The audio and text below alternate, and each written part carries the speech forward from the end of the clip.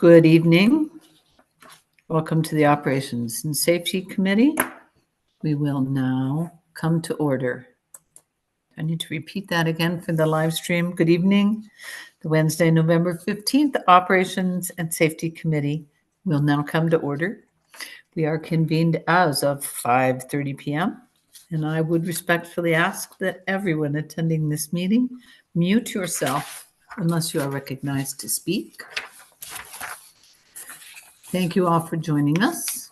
Note that the committee meetings of the RTD Board of Directors continue to be held remotely via Zoom. They will be audio and video recorded. The meeting recordings, along with the unofficial meeting minutes, will be posted as soon as possible on the board's website. You can visit rtd-denver.com, and a live stream of this meeting is also available on RTD's YouTube page. Directors and members of staff, for the sake of the record, if you would like to be acknowledged during tonight's proceedings, please raise your virtual hand and wait for me to call you before proceeding to speak. Others participating by phone can also raise their virtual hands to indicate that they would like to speak by pressing *9. To toggle your mute setting from speak to silent on the phone, you press *6. I would now like to call the roll of the committee members. Director Bouquet. Present. Director Broom. Present. Director Rusha. No, Director Rusha? Okay. Director Rosenthal? Present. Director Sloan? Here. Director Whitmore? Present. And I am here. I did also see Director Guzman. Let me see if I can change to a different view, and then I'll see who else is here. I see Director Geisinger. I see Director Davidson. I see Director Catlin. I see Director Guzman. Board staff, would you keep your eyes open and note if Director Rusha joins us at some point in time? Let me know that. I hope I didn't miss any other directors. We will now move on to public comment. To anyone who would like to address the committee regarding any topic which is listed in the published meeting agenda for this month and the immediately preceding month. If you wish to speak, you can raise your virtual hand or press *9 on your phone. Please know that during this time, the committee will not offer any direct comments or responses. However, if you would like to be contacted regarding your public comment, please email the RTD board office at rtd.boardoffice@rtd-denver.com. Are there any hands raised for public comment? At this time, Director Williams, I do not see any hands raised. I will let you know, though, that we did receive a letter from Greater Denver Transit regarding a topic on the agenda, and that has been forwarded to the board and will be included in the record for this meeting. Thank you, Mr. Kroll. We appreciate that. Okay, let's see. So we don't have any speakers. That takes me right past that section of the agenda. Page turn. There is no information from external entities this month, which is the next stage of the agenda tonight. And we'll move right on to our recommended actions. We have 2 recommended actions this evening, which I very carefully printed out, and I will now read. The first recommended action is paratransit vehicle procurement for the Board of Directors to authorize the General Manager and CEO or her designee to enter into a contract with Model 1 Commercial Vehicles, Inc. for the purchase of 19 paratransit vehicles at a price of $149,047 each, for a total cost of $2,831,893 in 2024. The contract also contains options for the purchase of up to an additional 231 paratransit and 53 FlexRide vehicles over a 5-year period, for an estimated cost not to exceed $49 million. Okay. Mr. Ford, do you or any of your staff wish to speak to the subject? It's Michael Ford, Chief Operations Officer. I'm going to turn this over to Fred Worthen, AGM of Bus, for a presentation. Thank you. Mr. Madam- Worthen? Madam Chair, point of order, I believe we need a motion, and I would make the motion. Okay, thank you for that. We have a motion to move this recommended action forward. Do I hear a second? Second, Sloan. Thank you, Director Whitmore and Director Sloan. Okay, back to Mr. Worthen. Mr. Worthen, give us some information so we can make a reasonable judgment about moving this action forward. Thank you, Chair Williams, and good evening, honorable board members. Fred Worthen, AGM of Bus Operations. Your board packet contains information related to this recommended action item. I'd like to elaborate on a few points related to this requested action. This is for a purchase of 19 paratransit vehicles to replace vehicles that are nearly 10 years old and are well over 150,000 miles per vehicle on average. This purchase is necessary to support Access-a-Ride daily operations. The new vehicles have improved suspensions that should improve the customer experience through smoother rides than the existing fleet. I'd also like to point out that there is a nationwide shortage of vendors to meet FTA Buy America standards for both fixed route and paratransit cutaway vehicles. There is only one Buy America certified vendor of chassis that are produced for paratransit cutaway vehicles. The one Buy America certified vendor that produces chassis provides a relatively small number of chassis for these types of vehicles. One manufacturer that produces the cab and body for the cutaway vehicles has purchased the majority of the manufactured chassis available, thus the market supply is fairly limited. This has led to significant cost increases for these types of vehicles, as well as longer production lead times for transit vehicles. With regard to fixed route bus manufacturers, two major manufacturers ceased to produce fixed route buses in the US. This will more than likely impact fixed route buses in a similar fashion through increased vehicle costs and delays in production schedules. Our CEO and General Manager, Deborah Johnson, is part of an active bus manufacturing task force composed of executives and leaders in the industry. This newly formed task force is focused on recommending immediate and near-term steps to help ensure a viable and competitive bus manufacturing environment, as well as to address issues such as I spoke of with regard to bus supply chain challenges. After a review of operational needs, we will also be right-sizing the fleet. We are retiring and disposing of 50 other vehicles at this time that will not be replaced. We are also reviewing our fleet makeup and composition for future purchases. Currently, our paratransit vehicle fleet provides 90% of service using lift-equipped vehicles. However, only 25% of paratransit customers require lift-equipped vehicles. Based upon customer utilization and needs, there may be an opportunity for us to utilize smaller vehicles, such as sedans and vans, to supplement future Access-a-Ride services. We're currently in the process of doing a business analysis of our fleet composition needs, as well as a cost-benefit analysis of alternative vehicle types, such as vans or sedans. As part of this process, we'll develop a detailed stakeholder engagement plan. We will also analyze an industry-specific risk, benefits, and standards to assess the ideal mix between lift-equipped vehicles and sedans, vans, or other smaller vehicles in order to reflect customer needs. This work will be completed before our next scheduled major Access-a-Ride vehicle purchase in 2027. I should also mention that electric vehicles were not considered for this procurement for many of the same reasons. We have deferred purchasing any alternative fueled vehicles until after the facilities and fleet blueprint work that is underway is completed. I'd also like to add that although you are authorizing options for 231 paratransit vehicles and 53 FlexRide vehicles, we are not obligated to exercise the options.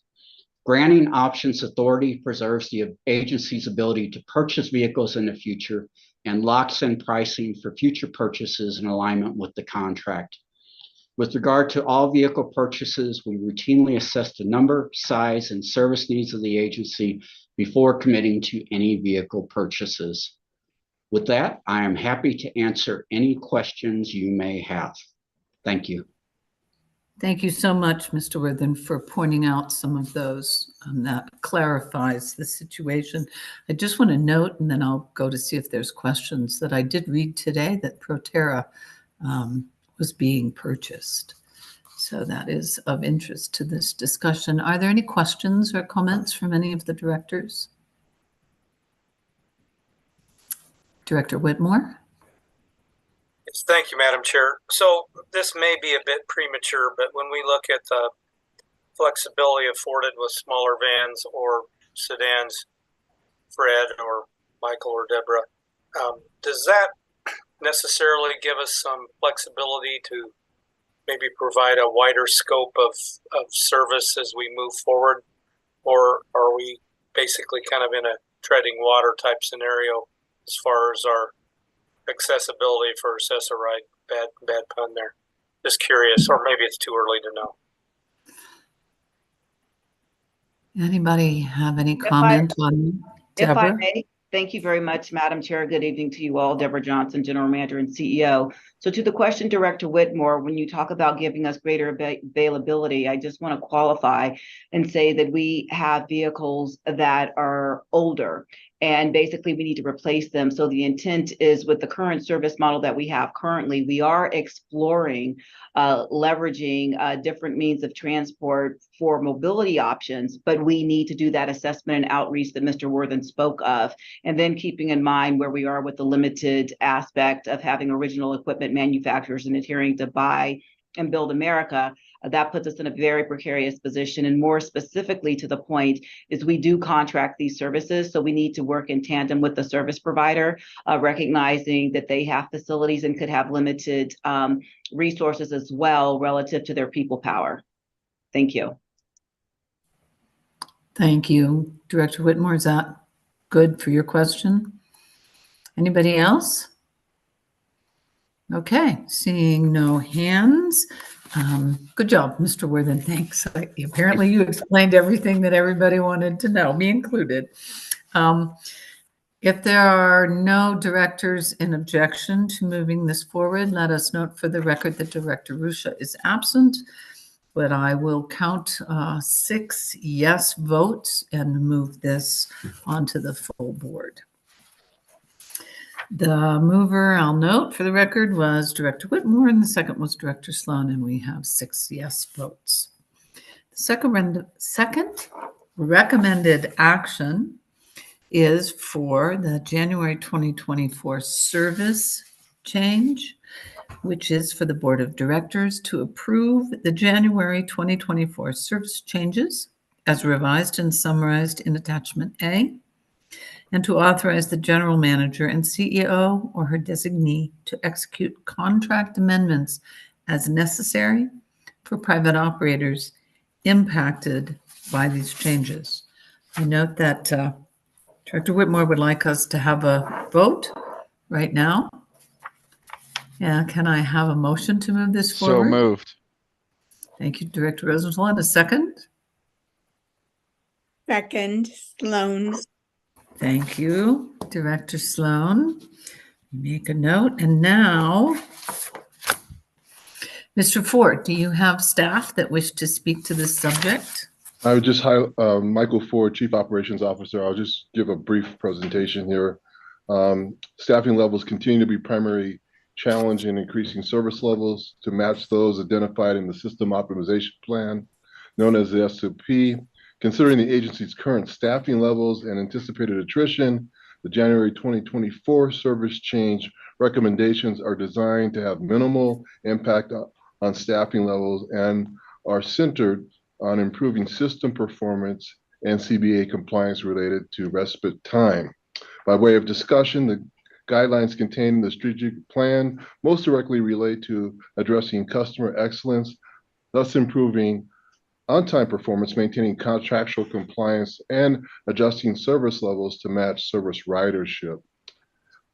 Staff is guided by the adopted service change principles, and in your board packet, you will see a breakdown summary of proposed service changes, service improvements, service reductions, as well as seasonal adjustments to account for travel patterns. Also in your board packet is a breakdown of public hearings / meetings that were conducted on Monday, September 25th, which was virtual. Also on the 25th at 5:30 at 1616 Blake, rooms T and D. And finally, Tuesday, September 26th, 5:30, which was also virtual. So at this time, I'm happy to take on any questions that you might have. And I'd also invite Jesse Carter, RTD's Senior Manager of Service Development, to join me. Thank you, Madam Chair. Thank you. Thank you, Mr. Ford. Good evening, Mr. Carter. I see Director Rosenthal's hand. Director Rosenthal, you have the floor. Thank you, Madam Chair. And I just wanted to actually thank Mr. Ford, Mr. Carter, Mo Sullivan, Jack Kroll, and others who worked on this, particularly in regards to really listening to the community in regards to 4333 South Syracuse Street in Denver. The 65 bus in particular was rerouted because a lot of senior citizens lived at that address, and they were going to miss getting that bus across the street from them.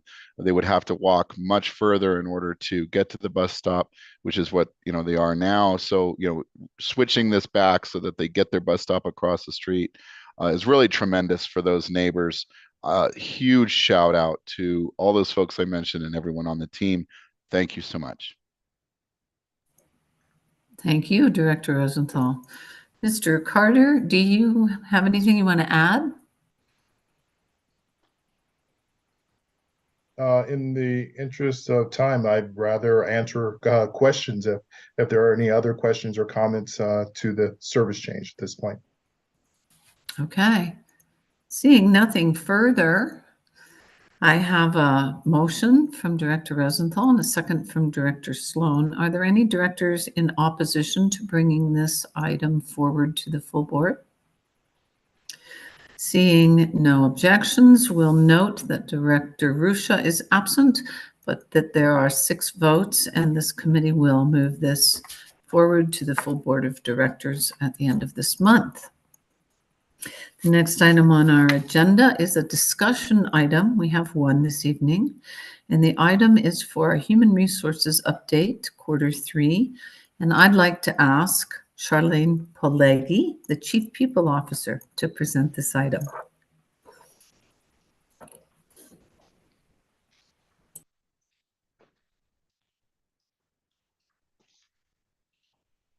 How about now? Can we hear me now? Wonderful. Thank you. I said, so Charlene Polegi, Chief People Officer, and Chair Williams, you committed to getting it right, and you thought it would take you longer, but you got it. So I appreciate It's an inside joke. I've had a hard time with Charlene's last name, and I got Polegi now. It's not like anybody ever screws up Williams. So that's all good. It's all good. So I am going to share my screen. Just give me one moment. I'll pull this up, and I would ask that as I get it up, that we confirm that the correct view is available.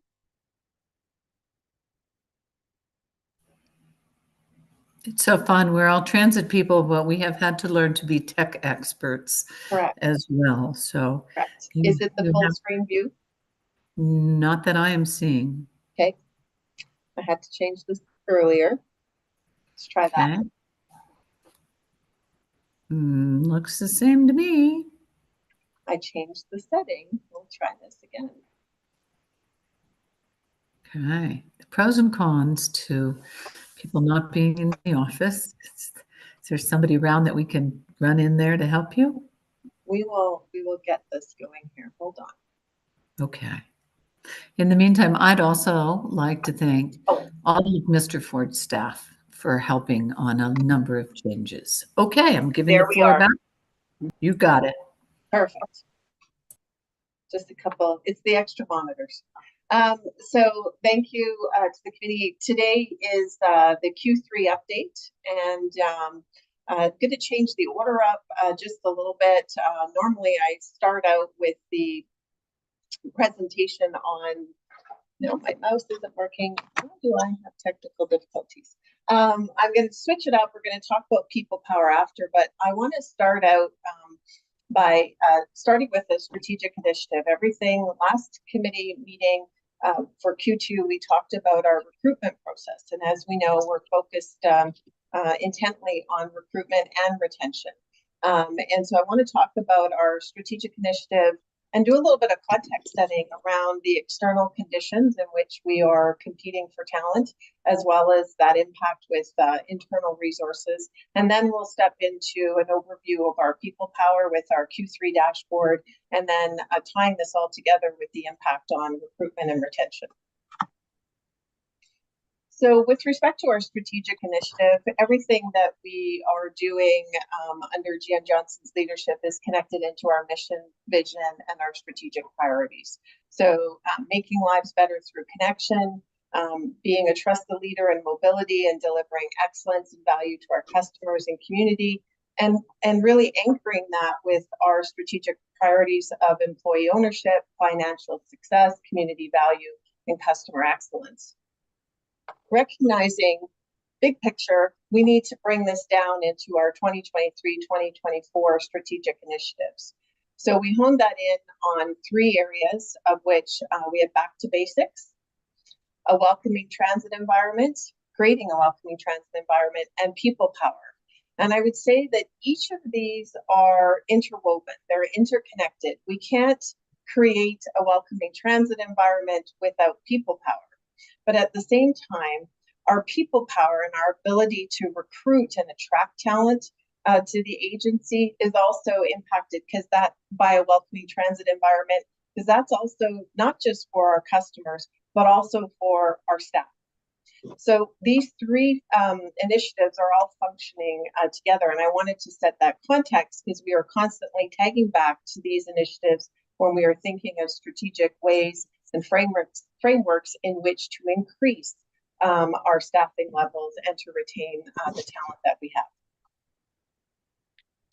So talking a bit about context setting, and I want to look external. So when we look at external conditions and the competition for talent, it should be no surprise that talent is tough to come by these days. The competition is fierce. It doesn't matter which sector you happen to be in. There are, based on these stats, just shy of 2 jobs available for every active participant in the labor market. So that means, as it simply states, everyone is competing for a very small pool of talent. We are not dissimilar here at RTD. Additionally, when you look at the labor force participation, there's an additional factor that impacts RTD. So when you look at the graph with respect to from the Colorado Department of Labor and Employment, this is a stat that is indicating that there was growth in the job market. So that in June, jobs in the state increased 4,500 by 4,500.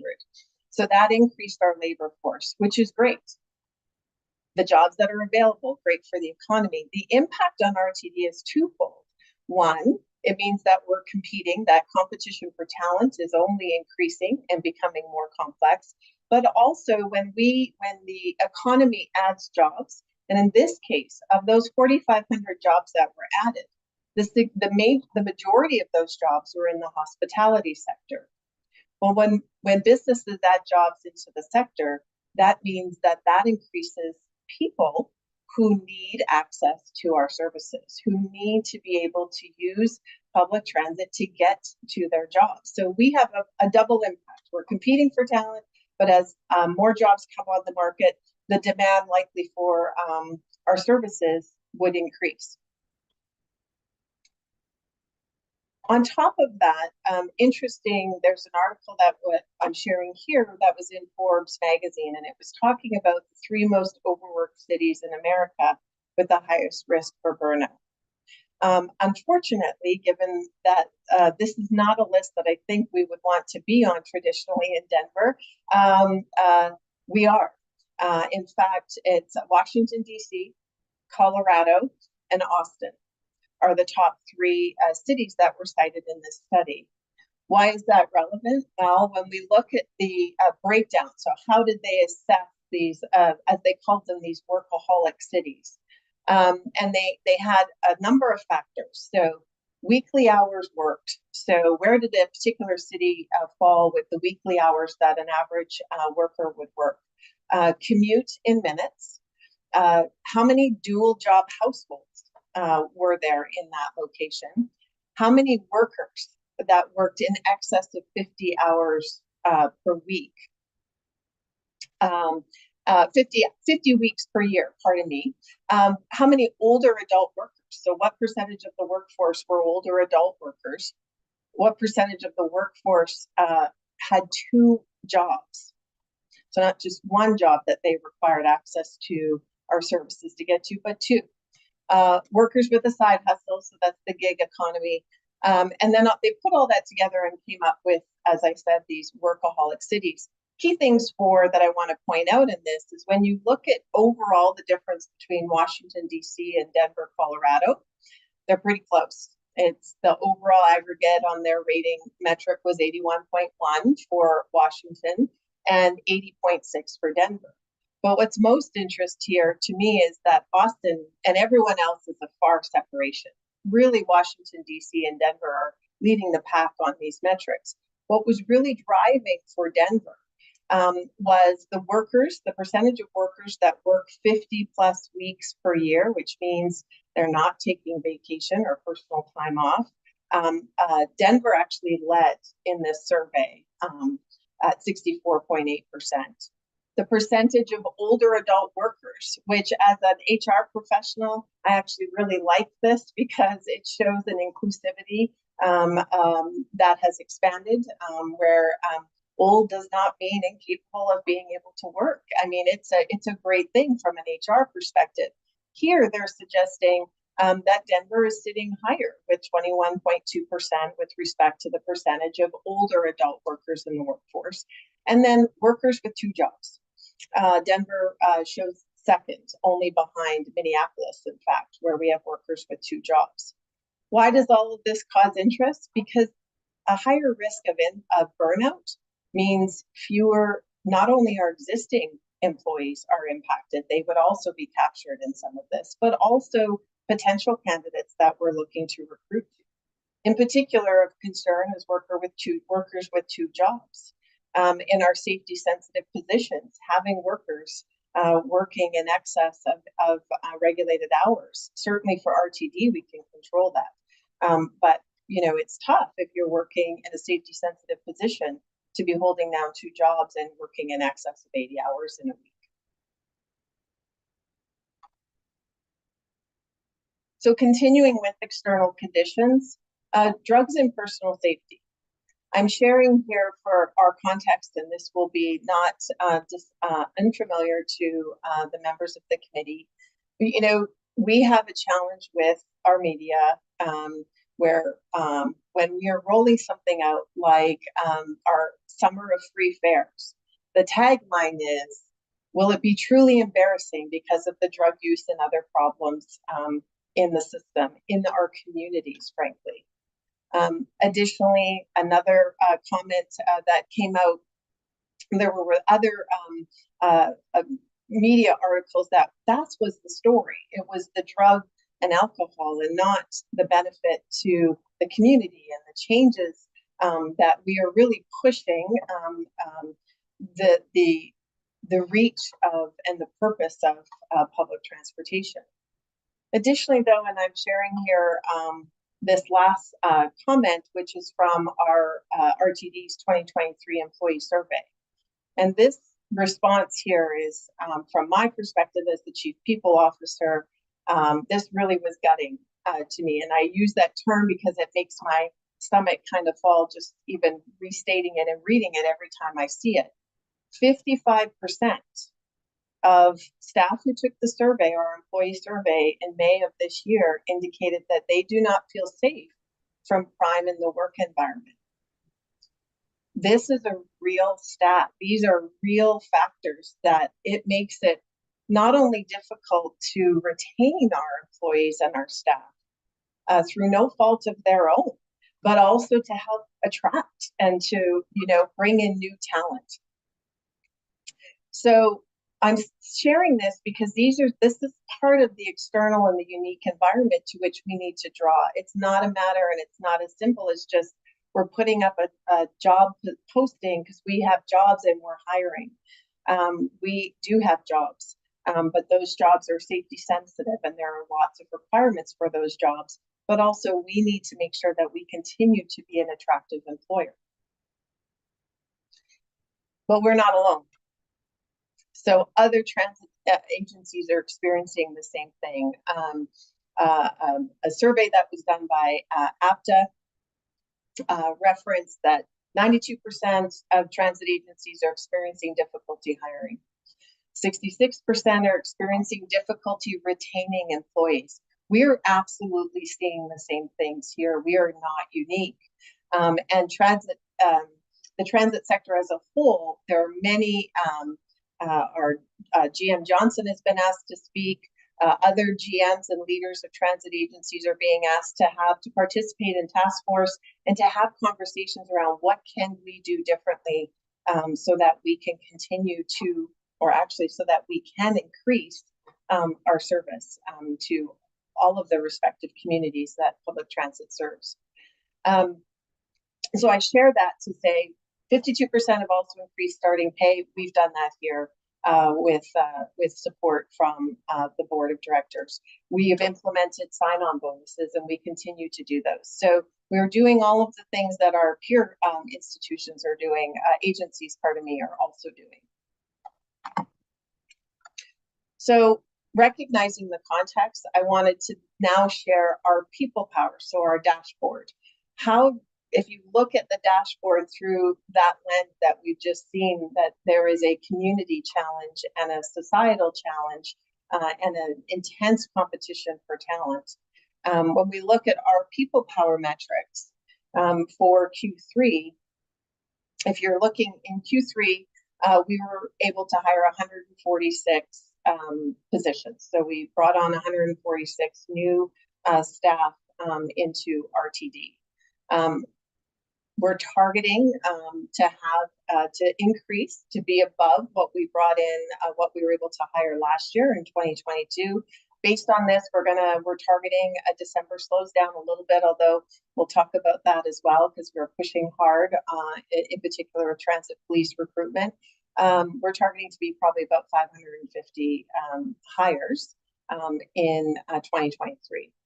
If we're looking just at hires, if we were to compare, and I know the stat isn't on here, but if we were to look back at Q3 for 2022, there's an 11% increase in hiring. So positive to see the numbers going in the right direction. Conversely, with separations, there were 88 in Q3, and that's across all positions, represented and non-represented. That actually is a 26% reduction in separations from the same quarter in 2022. So those are positive metrics, but if we're looking to recruit 550, if you look at the math, it still says, as I've been targeting, we're still targeting roughly 1 employee departing per day. Which is still a number that we need to continue to reduce. Our vacancy rate is dropping, but it drops and it ticks back up, and it drops and it ticks back up. So we are recruiting, but we still have some work to do with retention. Drilling down as I do, focusing more so on bus operations, rail operations, and transit police. This slide, I've edited just a little bit to add in the note in the arrows is the percentage change. So from the prior quarter to try to just give a little bit more backwards looking and forwards. What I will say here, this is the first quarter that every arrow is pointing down, not going up, and you see no red. Why that's important is just to refresh.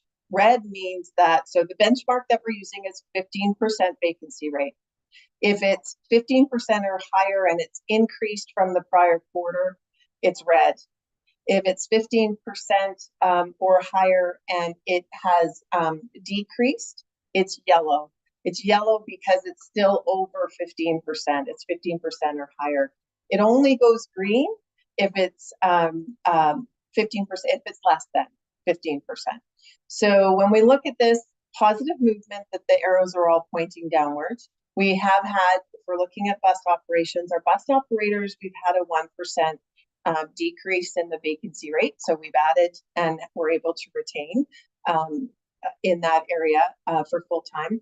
Part-time operators, that's been a 15% decrease in the vacancy rate. So again, that means we've been able to, the bus operations team and HR have been able to bring on additional part-time operators. In the maintenance, general repair and body shop, we have had a 2% improvement over Q2, and their vacancy rate sits at 20%. And service cleaning and service vault. So for bus operations, that's the only group in bus operations that is green. So it is less than, they're sitting at a 9% vacancy rate. Looking over then at rail operations with the same tracking, a slight improvement in our rail operators, our full-time rail operators. There's no change because it's fully staffed for part-time.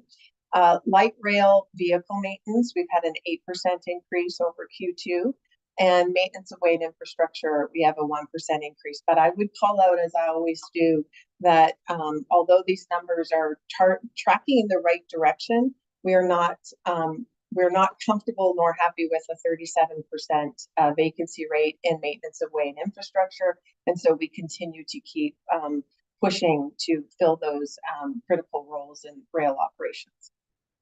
Looking then over at transit police, we're seeing some zeros here. So of course, commanders are 100% staffed. Our sergeants are now 100% staffed. You see a 17% decrease. That's because we filled the final sergeant position in this last quarter. Corporals are still sitting at 50%. But the big move was with our officers. There's been a 22% drop last quarter. That was sitting at 74%. I did give a little bit of insight in our Q2 update that we were anticipating that this number would drop. I'm going to do the same for Q4. Chief Fitzgerald and his team and the HR team have been working diligently to bring that number down and to fill the full allotment of budgeted police officer positions by the end of December. And I believe we're gonna hit that target. Additionally, as I said previously, we're actually adding additional orientations in December. We usually do 2 a month. We'll be having 3, so we don't lose any pace at our hiring, that we keep moving even though we're moving into the holidays. And in particular, we'll be doing a special orientation for police officers only on December 28th because a large group will be starting in a number of academies the first week of January. So a lot of positive movement in the right direction, but there's still more work to do. I don't shy away from that. It would not be fair if I were to say anything less than that we are continuing to move forward. So I'm going to pause just here just to make sure that I've given a lot of information on this update, and I thought I would just pause for a moment, Chair Williams, to see if there are any questions or anything at this time.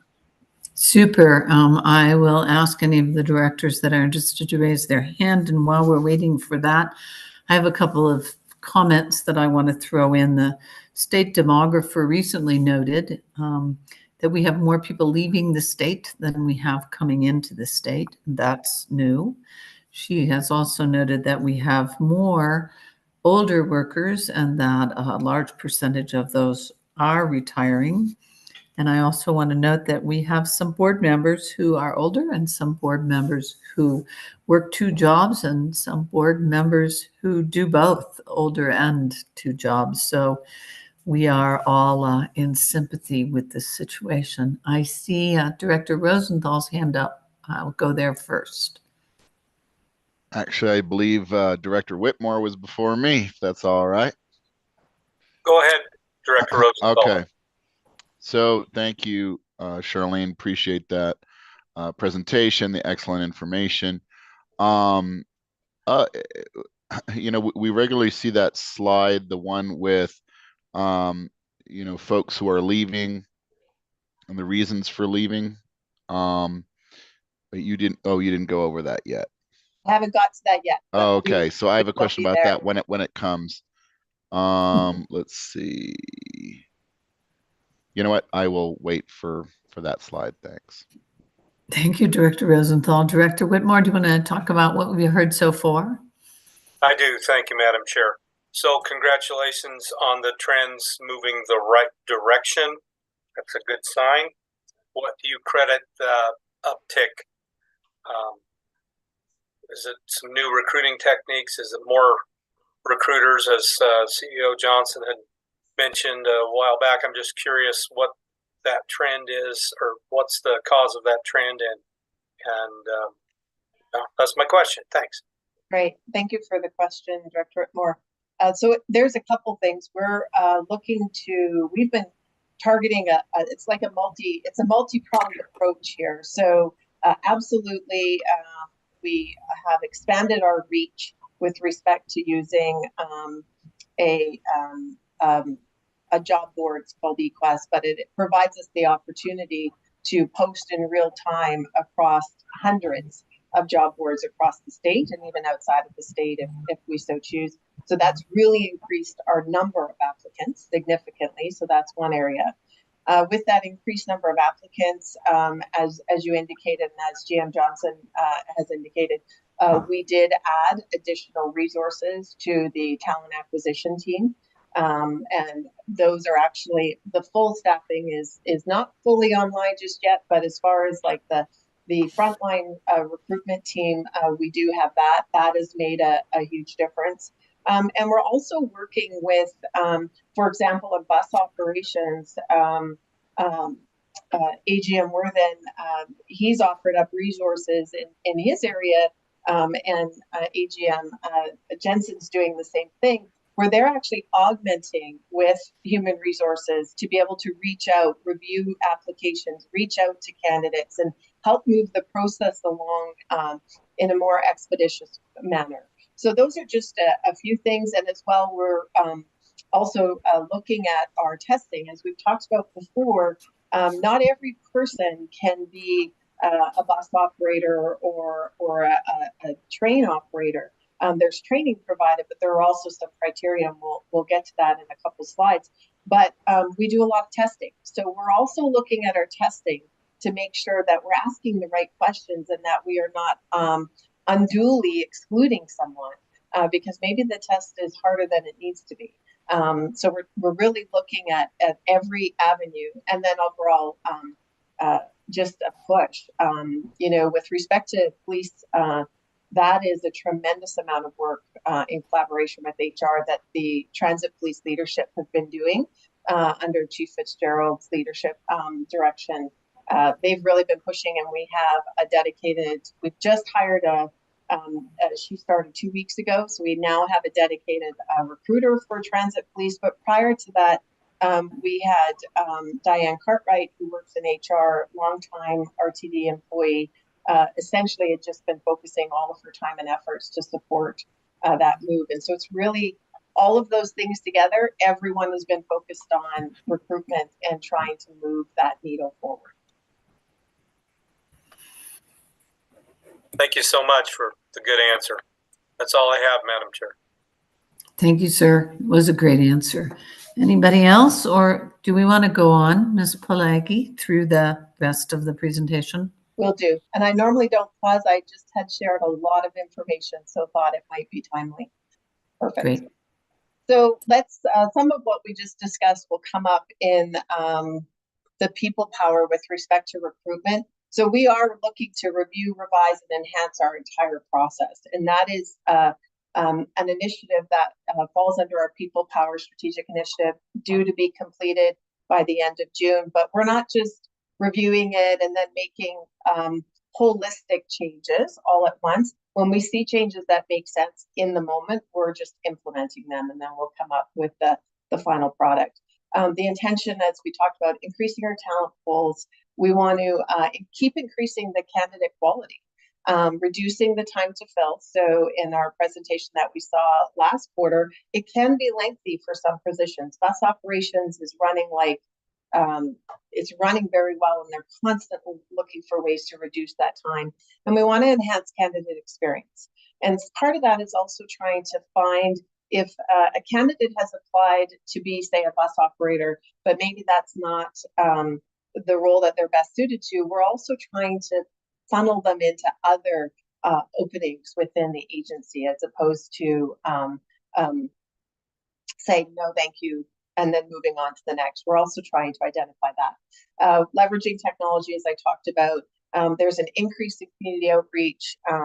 The community and engagement team under the Chief Communications and Engagement Officer, Stuart Summers, they're working with HR. And we actually have out in the operations employees who are raising their hand and saying, hey, I have an idea, can we go and do that? So we're looking at every opportunity there. And then we are continuing to work in HR on our learning and development plan to create the growth constellations. The growth constellations in our vernacular is opportunity. So where can I go in RTD that I can have a career, but I can change jobs within RTD, but I can have my career at RTD. I don't need to leave RTD to find something new and to find a new challenge. So we're also building that out in unison.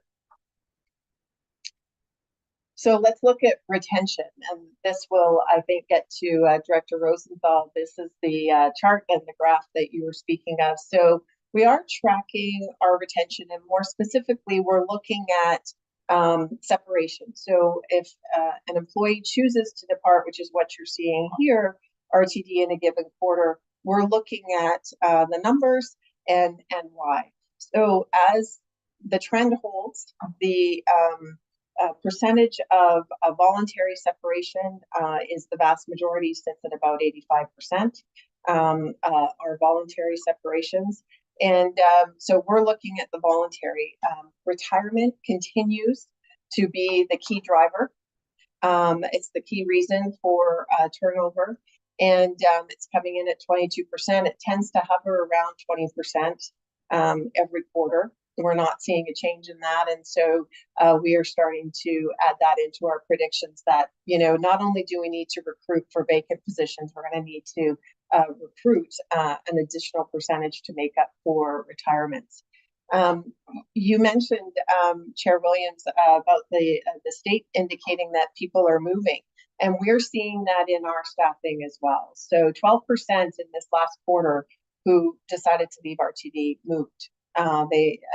So that is critical. Our lead drivers, you see unknown and other employment.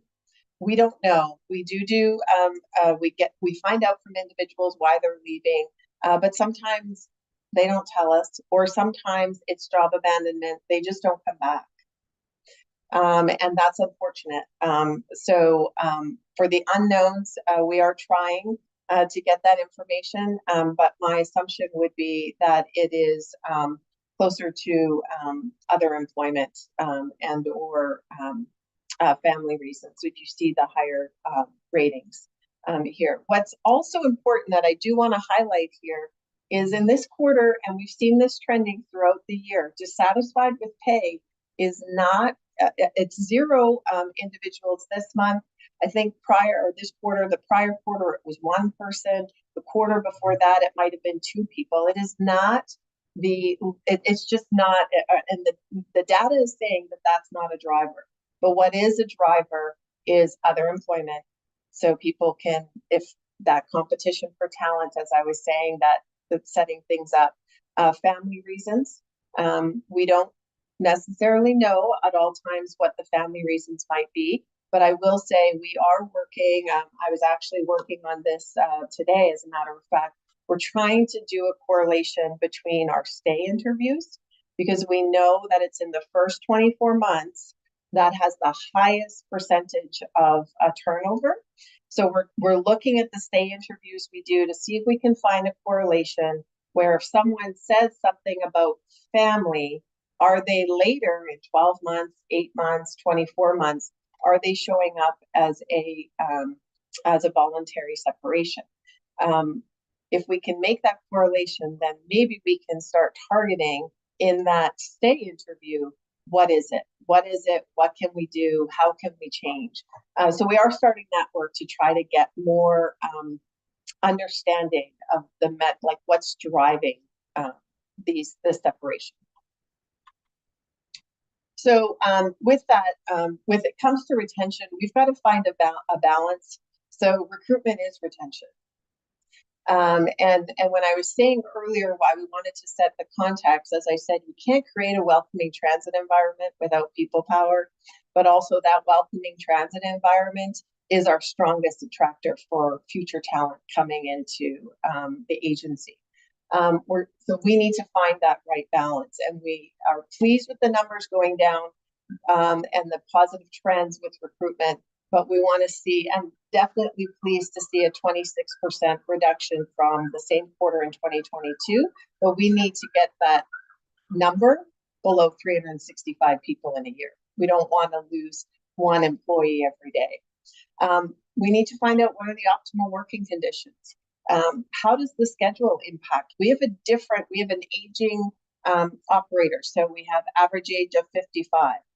What does a 22 or 23-year-old want to see in their work environment? Are they prepared to wait 4 to 5 years before they get a steady schedule, especially when they have opportunity with other competition for jobs that may not have existed? Well, not may not, it didn't exist 20 or 25 years ago. So we need to do more research to find out those optimal working conditions. We need to stay competitive in our compensation, and GM and CEO Johnson has repeatedly made commitments that we are going to stay market competitive. So we want to ensure that we continue to do that. And so in HR, we are constantly looking at market analysis for our non-represented and represented positions. I'm talking about the growth constellations again here because it's not just a recruitment tool, it's also a retention tool.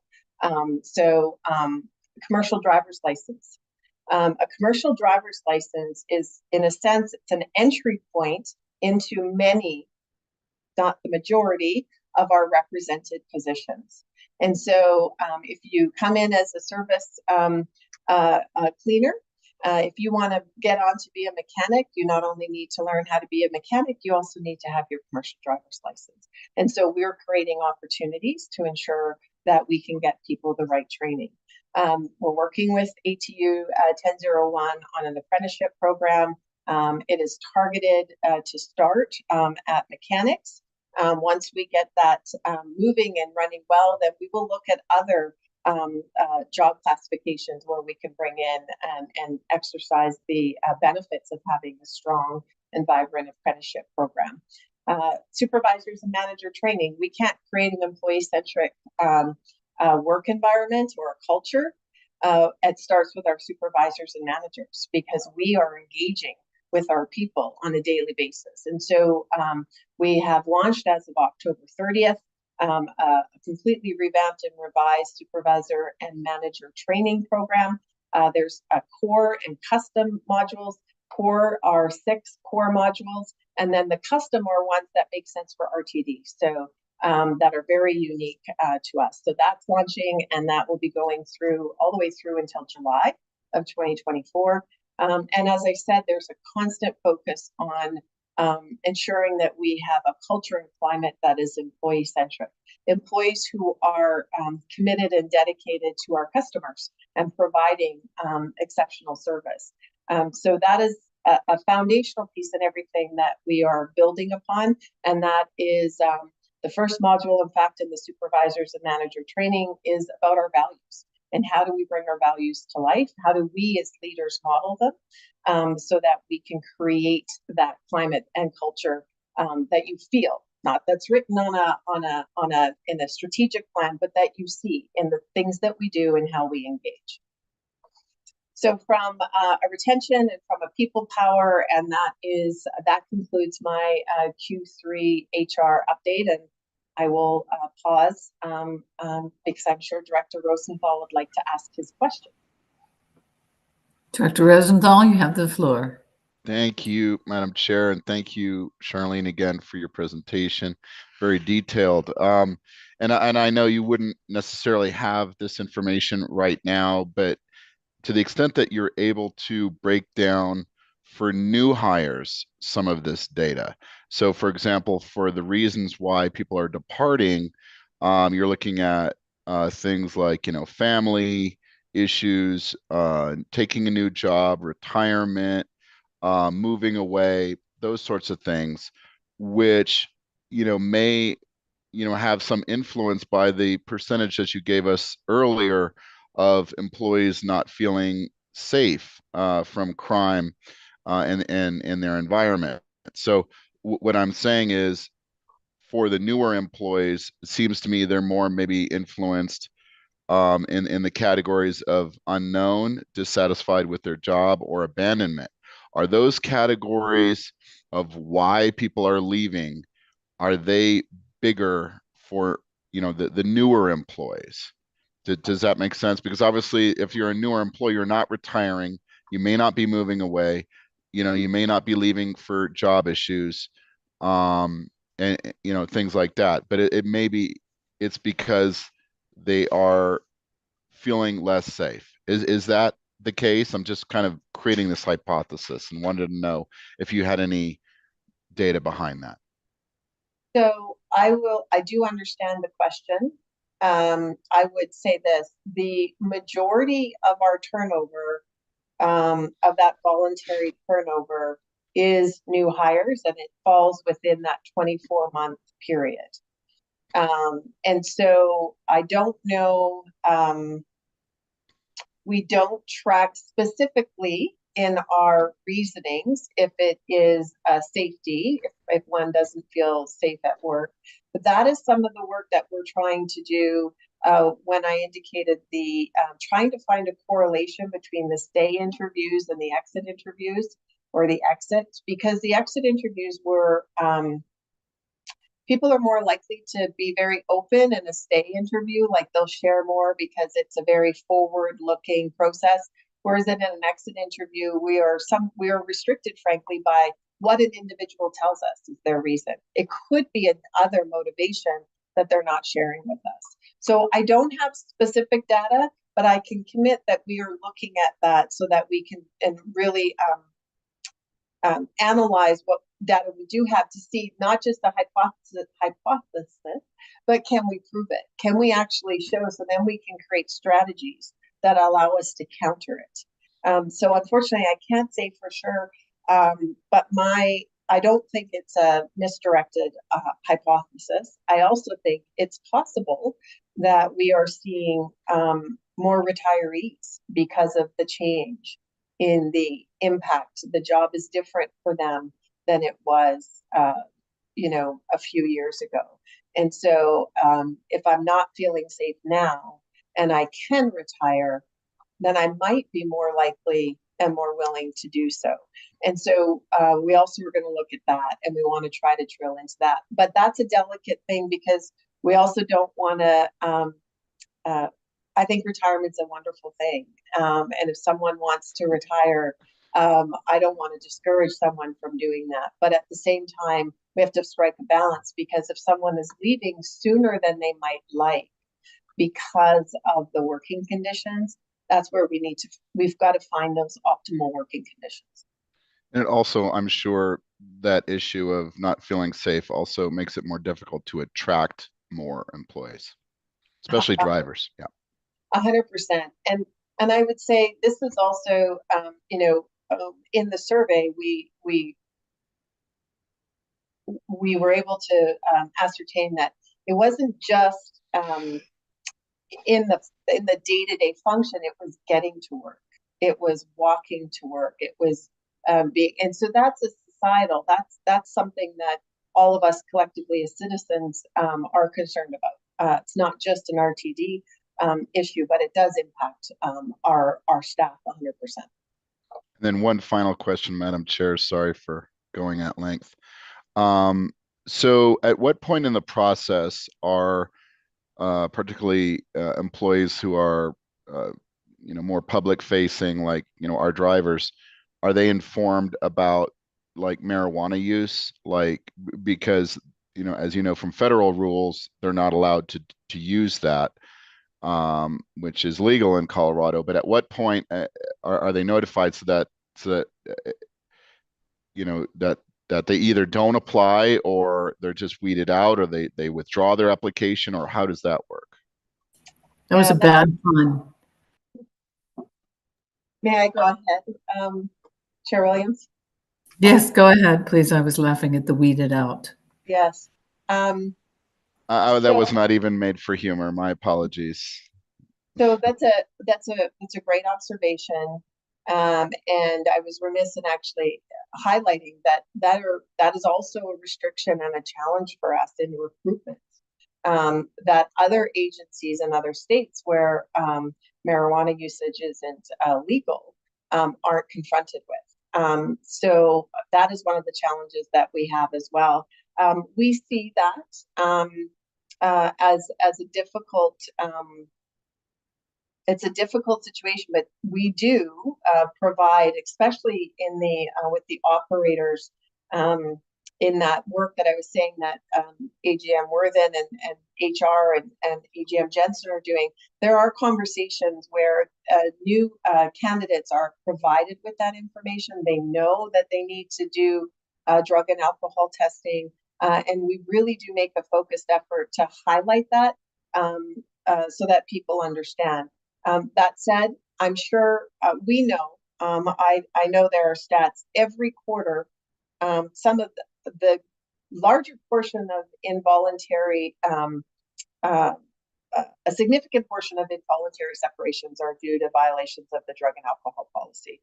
And while that's unfortunate, that's a good thing because we are doing our testing and we are holding people accountable, and we need to do that. So I'm certain we could do more, but it is something that candidates are advised at the get-go, very early on and throughout the process.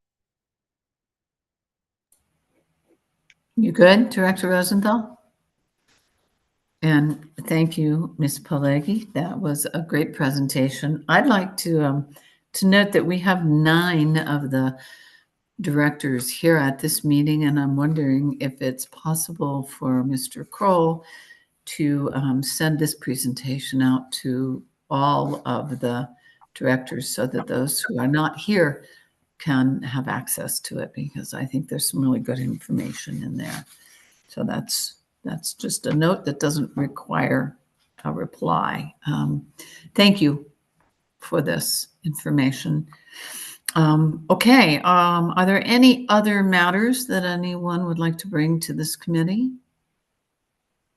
Madam Chair? Yes, Director Broom, you have the floor. I thought I had my hand up, but I had a question as it pertains to the economy. I think the last time we had a recession was back in like the 2007 and 2008 timeline.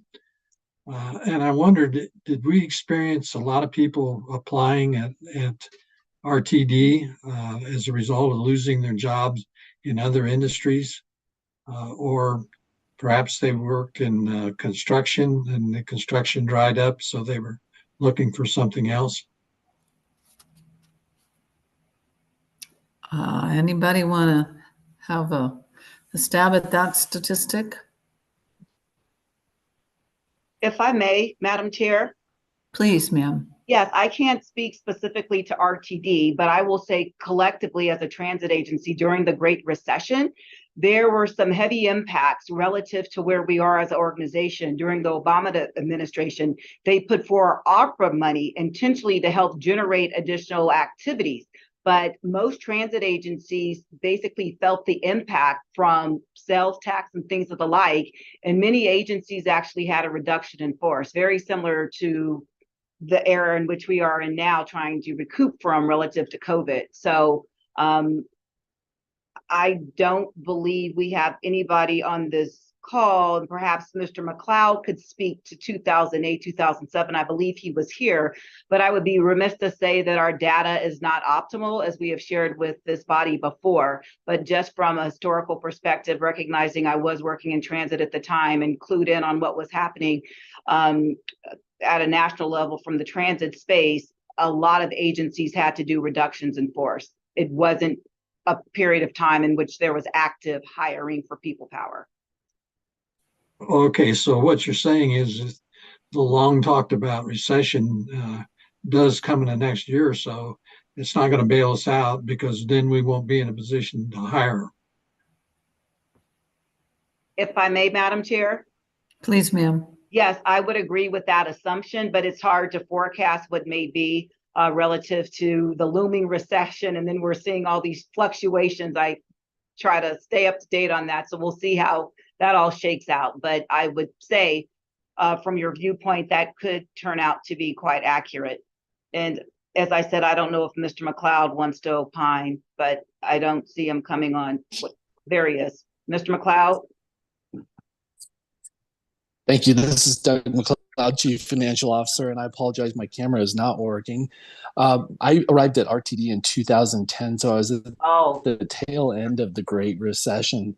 However, anecdotally, in the stories I heard from others at the time were exactly as General Manager Johnson stated. Okay, thank you. Thank you all. Any other matters that anyone would like to bring up? Okay, hearing only crickets. I'd like to note, as Director Tisdale noted last night at the Finance Committee meeting, that this is the last Operations and Safety Committee meeting for this current year. And based on that, I'd like to just make a brief statement that I'd really like to thank the RTD staff, because several times each month they faithfully prepare for this and other meetings. They put together cogent and worthwhile presentations. They endeavor to answer a wide variety of questions from the members of the board and the public, and they participate until late hours of the night at any number of meetings. So I would really like to wrap up this group by thanking all of the RTD staff, and to all a good night. Oh, wait.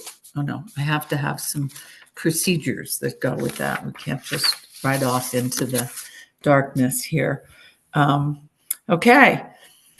The next Operations and Safety Committee meeting is scheduled for January 17th, 2024. Please note your calendars.